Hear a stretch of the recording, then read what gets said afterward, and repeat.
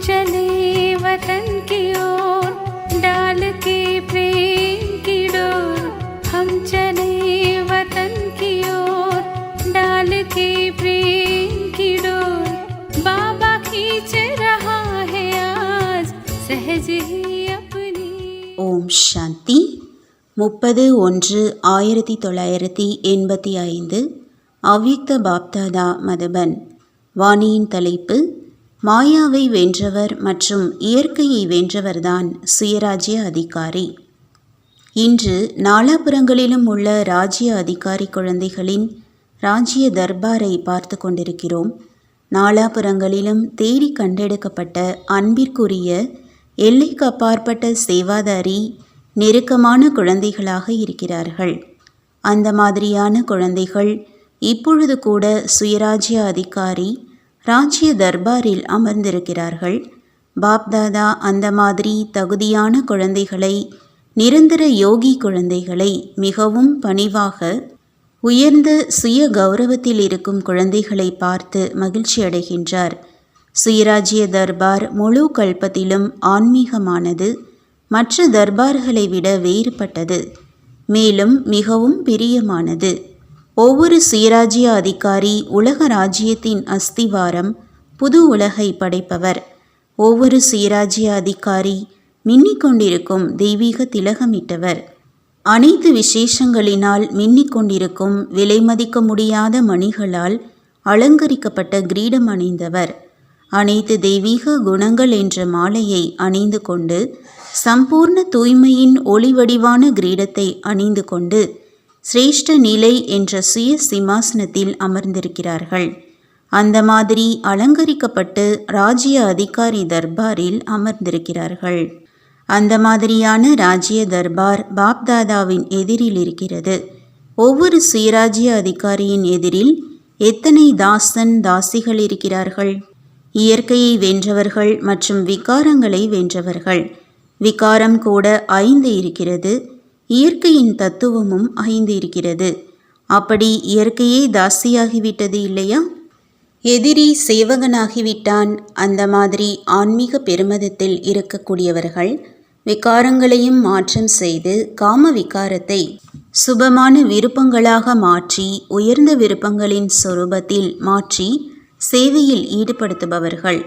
அந்த மாதிரி எதிரியை சேவாதாரியாக ஆக்கக்கூடிய இயற்கையின் எந்த ஒரு தத்துவத்தின் பக்கம் வசமாகி விடுவதில்லை. ஆனால் ஒவ்வொரு தத்துவத்தையும் கீழ்த்தரமான ரூபத்திலிருந்து உயர்ந்த தூய்மையான சொரூபமாக மாற்றி விடுகிறார். கலியுகத்தில் இந்த தத்துவங்கள் ஏமாற்றம் மற்றும் துக்கத்தை கொடுக்கக்கூடியவை. சங்கம யுகத்தில் பரிவர்த்தனையாகின்றது, ரூபமும் மாறுகிறது. சத்தியுகத்தில் இந்த 5 தத்துவங்கள் தேவதைகளுக்கு சுகத்தின் சாதனமாகி விடுகின்றன. இந்த சூரியன் உங்களுடைய உணவை தயார் செய்யும் என்றால் சமையல்காரனாக ஆகிவிடுகிறது இல்லையா? இந்த காற்று உங்களுடைய இயற்கையான விசிறியாகிவிடும், உங்களுடைய பொழுதுபோக்கின் சாதனமாகிவிடும். காற்றடிக்கும், இந்த மரங்கள் அசையும், மேலும் இந்த கிளைகள் அந்த மாதிரி ஆடும். அவைகள் அசைவதினால் விதவிதமான இசை இயல்பாகவே ஒலித்து கொண்டே இருக்கும். எனவே பொழுதுபோக்கிற்கான சாதனமாகிவிட்டது இல்லையா? இந்த ஆகாயம் உங்கள் அனைவருக்காக ராஜ மார்க்கமாகிவிடும். இந்த விமானங்களை எங்கே ஓட்டுவீர்கள்? இந்த ஆகாயமே உங்களுடைய பாதையாகிவிடும். இந்த அளவு பெரிய நெடுஞ்சாலை வேறு எங்காவது இருக்கிறதா? வெளிநாட்டில் இருக்கிறதா? எத்தனை மைல்கள் சாலை அமைத்தாலும் கூட, ஆனால் ஆகாய பாதையை விட சிறியதாக இருக்கும் இல்லையா? இவ்வளவு பெரிய பாதை வேறு எங்காவது இருக்கிறதா? அமெரிக்காவில் இருக்கிறதா?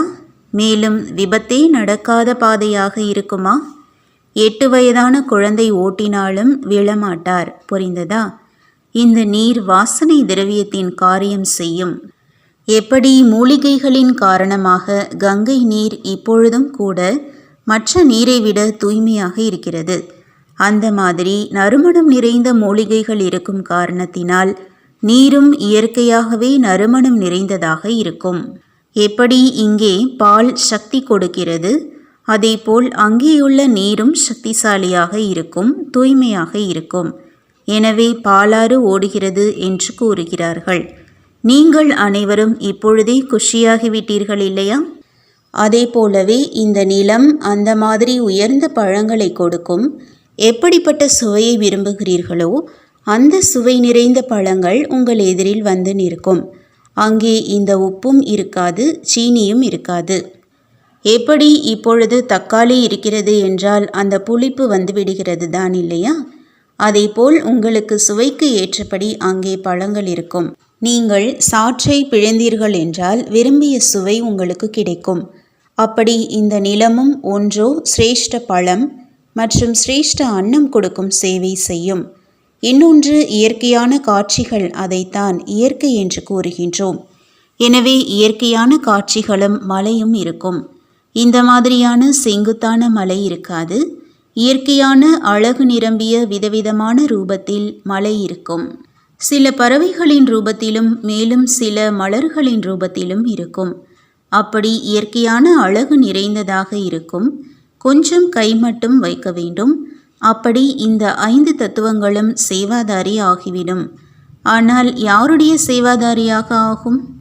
சுயராஜ்ய அதிகாரி ஆத்மாக்களின் சேவாதாரியாக ஆகும். எனவே இப்பொழுது உங்களை பாருங்கள். 5 விகாரங்களும் எதிரி என்பதாக இருந்து மாறி சேவாதாரியாக ஆகிவிட்டனவா? அப்பொழுதுதான் சுயராஜ்ய அதிகாரி என்று கூறுவோம். கோப அக்னி யோக அக்னியாக மாறிவிட வேண்டும். அதேபோல் பேராசை என்ற விகாரம், பேராசை என்றால் விரும்புவது, எல்லைக்குட்பட்ட விருப்பங்கள் மாறி நான் எப்பொழுதும் ஒவ்வொரு எண்ணத்தினால், வார்த்தைகளினால், செய்யும் காரியத்தினால் சுயநலமற்ற எல்லைக்கு அப்பாற்பட்ட சேவாதாரி ஆகிவிட வேண்டும் என்ற சுப விருப்பங்களாக மாறிவிட வேண்டும். நான் தந்தைக்கு சமமாக மாறிவிட வேண்டும். அந்த மாதிரியான சுப விருப்பங்கள், அதாவது பேராசையின் பரிவர்த்தனை சுரூபம். எதிரிக்கு பதிலாக சேவையின் காரியத்தில் ஈடுபடுத்துங்கள். பற்றுதலும் உங்கள் அனைவருக்கும் அதிகமாக இருக்கிறது இல்லையா? பாப் தாதாவிடமும் பற்றுதல் இருக்கிறது அல்லவா? ஒரு வினாடி கூட பிரிந்திருக்க முடியாது என்று இந்த பற்றுதல் தான் இல்லையா? ஆனால் இந்த பற்றுதல் சேவை செய்விக்கும். யார் உங்களுடைய கண்களை பார்த்தாலும் கண்களில் நிரம்பியிருக்கும் தந்தையை பார்க்கட்டும். வாய் மூலம் என்ன பேசினாலும் தந்தையின் விலைமதிக்க முடியாத ஞானத்தை கூறுங்கள். அப்படி இந்த பற்றுதல் என்ற விகாரமும் சேவையில் ஈடுபட்டு விட்டது இல்லையா? மாறிவிட்டது தான் இல்லையா? அதேபோல் அகங்காரமும் கூட தேக அபிமானத்தில் இருப்பவரிலிருந்து ஆத்ம அபிமானியாக ஆகிவிடுகிறார்கள். நல்ல அகங்காரம், அதாவது நான் ஆத்மா விசேஷ ஆத்மாவாக ஆகிவிட்டேன், பல கோடி மடங்கு ஆகிவிட்டேன், கவலையற்ற ராஜா ஆகிவிட்டேன். இந்த நல்ல அகங்காரம் ஈஸ்வரிய போதை சேவைக்கான காரணமாகிவிடுகிறது. அந்த மாதிரி 5 விகாரங்களும் மாறி சேவையின் சாதனமாகிவிட்டது என்றால் எதிரி தன்மையிலிருந்து சேவாதாரியாக ஆகிவிட்டன இல்லையா? எனவே மாயாவை வென்றவராக, இயற்கையை வென்றவராக எந்த அளவு ஆகியிருக்கிறேன் என்று சோதனை செய்யுங்கள். ராஜாவாக எப்பொழுது ஆகிவிடுவீர்கள் என்றால் எப்பொழுது முதலில் தாசன் தாசிகள் தயாராகிவிட வேண்டும். யார் அவரே தாசன் தாசிகளின் அடிமையாக இருப்பாரோ அவர் ராஜ அதிகாரியாக எப்படி ஆவார்? இன்று பாரதத்தின் குழந்தைகளின் சந்திக்கும் நிகழ்ச்சியின் பிரகாரம் கடைசி நாள். அப்படி இன்று மேலாவின் கடைசியாக முங்கி எழுவது, இதற்கும் மகத்துவம் இருக்கிறது. இந்த மகத்துவத்தின் நாளில் எப்படி அந்த மேலாவில் செல்கிறார்கள் என்றால் என்னென்ன பாவங்கள் இருக்கிறதோ அதை பஸ்பம் செய்து அழித்துவிட்டு செல்கிறோம் என்று நினைப்பார்கள். அப்படி அனைவரும் 5 விகாரங்களை நிரந்தரமாக அழிப்பதற்கான எண்ணம் வைப்பது, இதுதான் கடைசியாக மூழ்கி எழுவதின் மகத்துவம். அப்படி நீங்கள் அனைவருமே பரிவர்த்தனை செய்வதற்கான திட எண்ணத்தை வைத்தீர்களா? விட்டுவிடக்கூடாது, ஆனால் மாற வேண்டும். ஒருவேளை எதிரியானவர் உங்களுடைய சேவாதாரியாக ஆகிவிட்டார் என்றால் எதிரி விருப்பமா அல்லது சேவாதாரி விருப்பமா? எனவே இன்றைய தினத்தில் சோதனை செய்யுங்கள் மற்றும் மாற்றத்தை கொண்டு வாருங்கள். அப்பொழுதுதான் சந்திப்பு விழாவிற்கு மகத்துவம் இருக்கிறது. என்ன செய்ய வேண்டும் என்று புரிந்ததா? 4ம் சரியாகத்தான் இருக்கிறது. மற்றபடி ஒன்று சரியில்லை என்றாலும் பாதகமில்லை என்று அப்படி நினைக்காதீர்கள். ஆனால் அந்த ஒன்று 4ஐயும் திருப்பி அழைத்து சென்றுவிடும்.